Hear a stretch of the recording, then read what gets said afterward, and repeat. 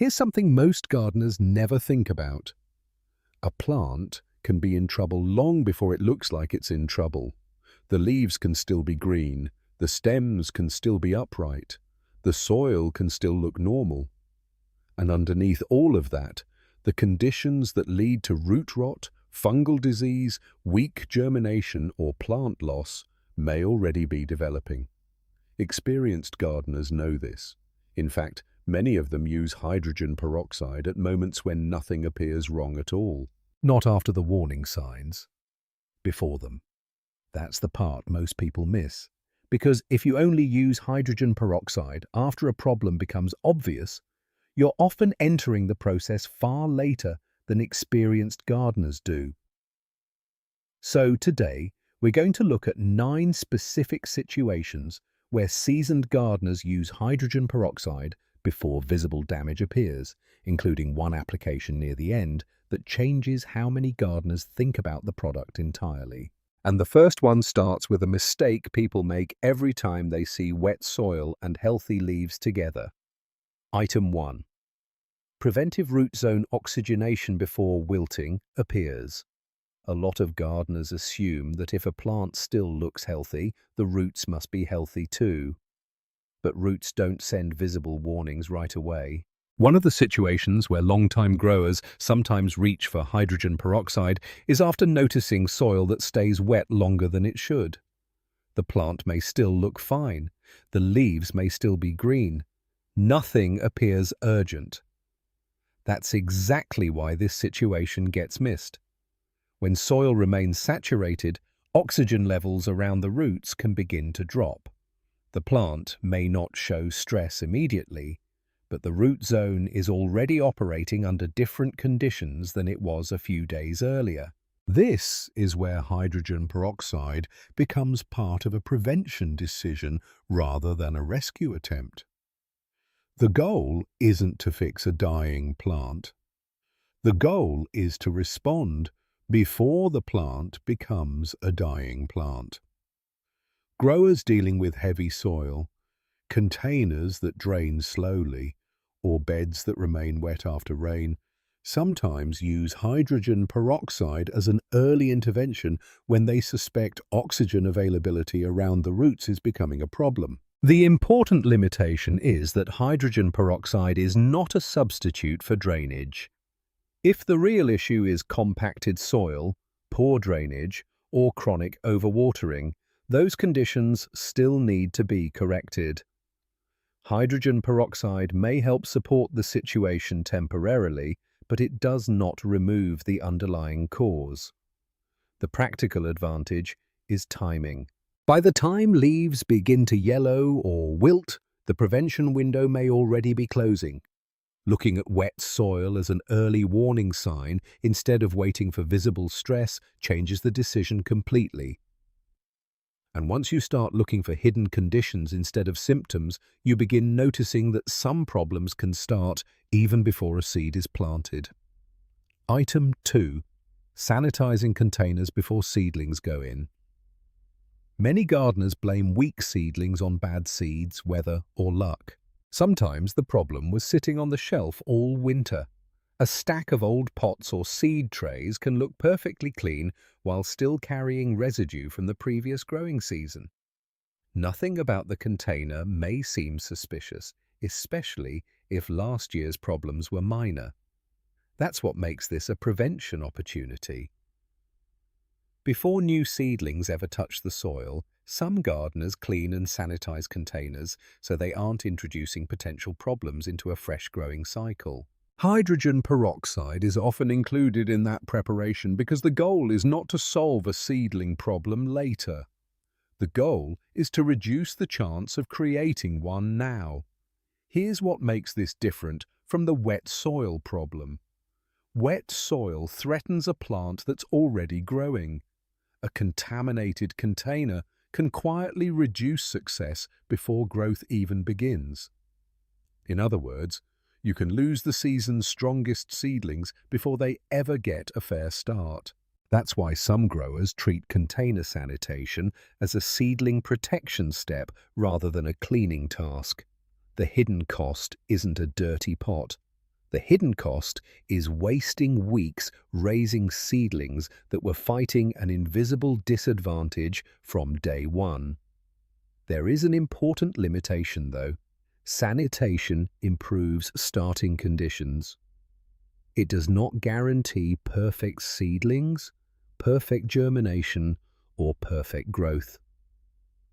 Good light, watering practices, airflow, and soil quality still matter. What sanitation does provide is one less hidden risk working against you. And that idea becomes even more important when we look at seeds themselves, because many germination problems begin before the seed ever reaches the garden bed. Item 3. Seed soaking. Before germination, failure starts. Few gardening disappointments are more frustrating than planting an entire tray and watching only part of it emerge. When that happens, most people focus on what went wrong after planting. Experienced growers often think about what happened before planting. That's one reason hydrogen peroxide sometimes appears during seed preparation. The logic is straightforward. A seed's journey doesn't begin when it enters the soil. It begins the moment you decide to plant it. Some gardeners use hydrogen peroxide during seed preparation because they want to improve starting conditions before the germination process begins. The decision isn't driven by visible failure. It's driven by the understanding that poor emergence often has roots in conditions that existed before the seed was ever planted. One missed seed rarely matters. 20 missed seeds can completely change a planting plan. That's the part many gardeners underestimate. Poor germination doesn't just reduce plant numbers, it creates empty space, uneven growth, delayed harvests, and sometimes an entire second round of planting. Suddenly, a small germination issue becomes a season timing issue. That's why some growers pay attention to seed preparation long before they're worried about visible failure. The limitation is important. Hydrogen peroxide cannot turn poor quality seed into high quality seed. It cannot overcome every environmental problem, and it cannot guarantee successful germination. What it may do in the right situation is help support a better start. The bigger takeaway is the pattern we've now seen several times. Healthy-looking plants can already be developing root stress. Clean-looking containers can still carry hidden risks. And seeds can encounter problems before they ever enter the soil. In every case, the advantage comes from acting before visible symptoms force you to react. Item 4. Cleaning tools before disease moves. Plant to plant. A pruning tool can look perfectly harmless. The blades may be shiny, the handles may be clean. Nothing about it suggests a problem. Yet one overlooked reality of gardening is that some problems don't appear in a new location on their own. They travel. That's why growers who spend a lot of time pruning, trimming, or removing damaged growth often pay attention to the tools moving between plants. Hydrogen peroxide sometimes becomes useful here, not because something is visibly infected, but because the gardener wants to reduce the chances of transferring an issue from one location to another.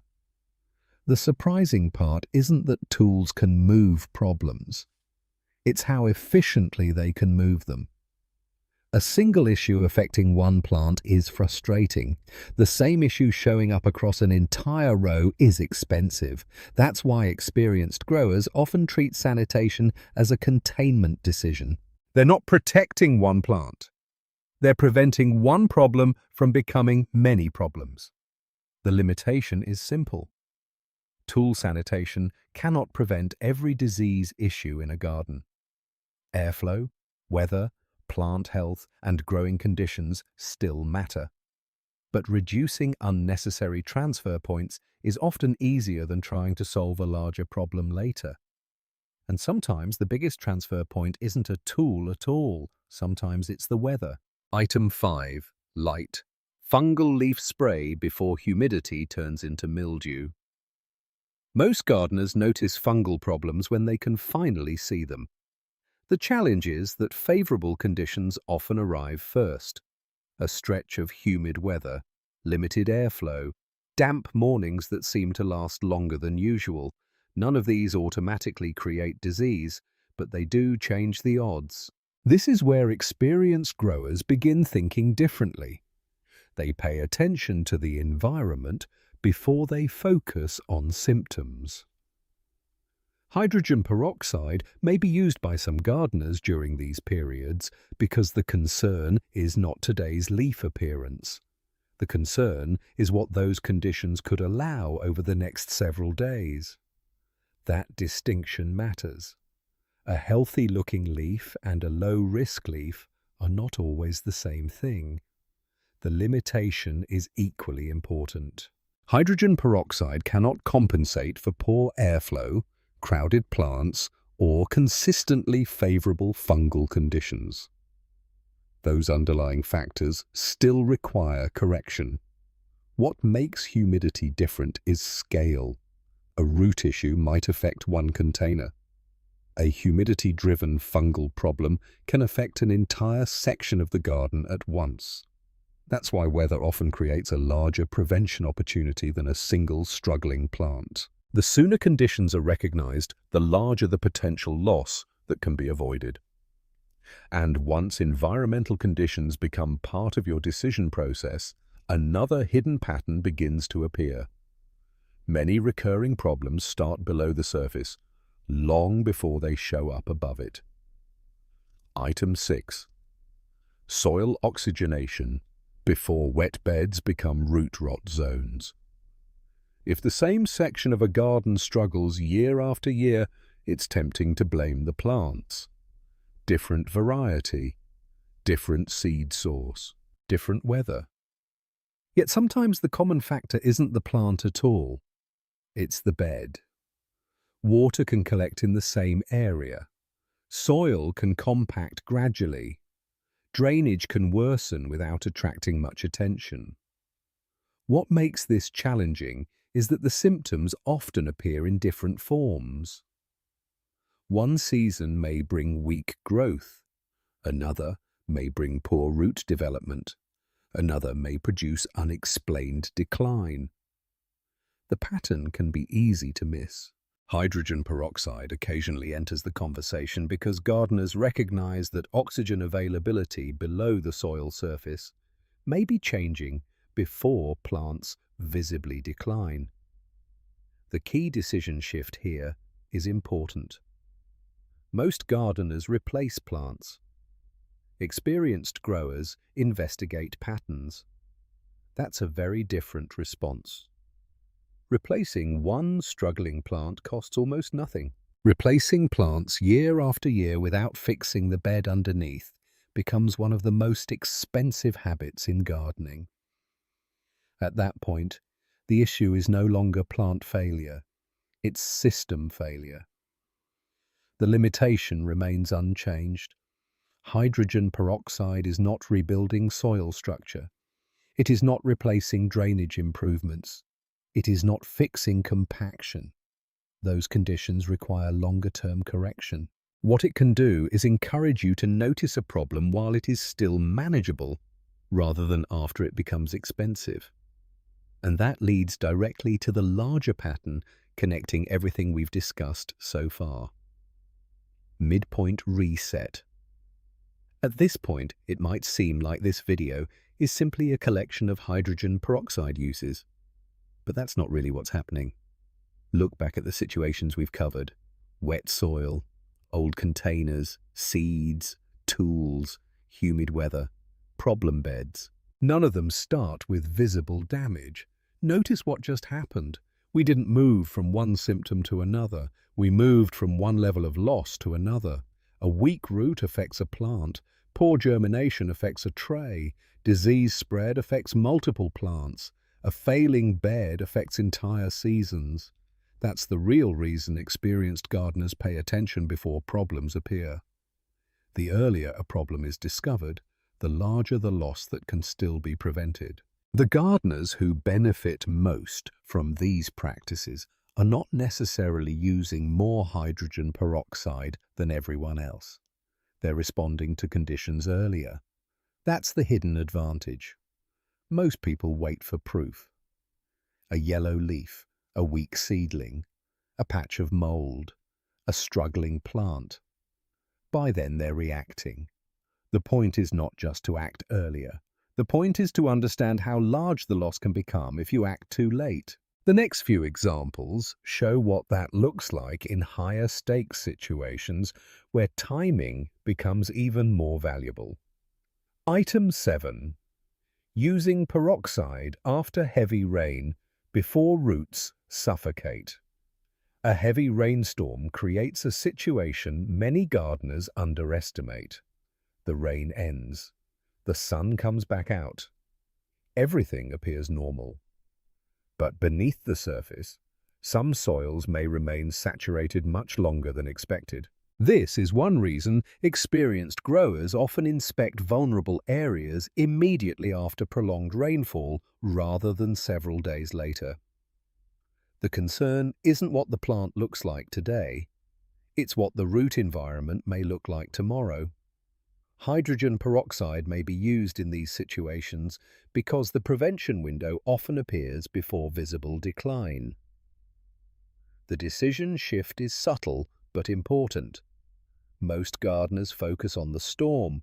Experienced growers focus on the recovery period. Because damage doesn't always happen during the event. Sometimes it develops afterward. That's a different kind of risk. The danger isn't what happened. The danger is what continues happening after everyone thinks the danger has passed. The limitation is clear. No bottle can permanently solve poor drainage. If water consistently collects in the same area, the underlying condition still requires correction. But recognizing the post-rain window can prevent a small problem from becoming a much larger one. Pattern interrupt.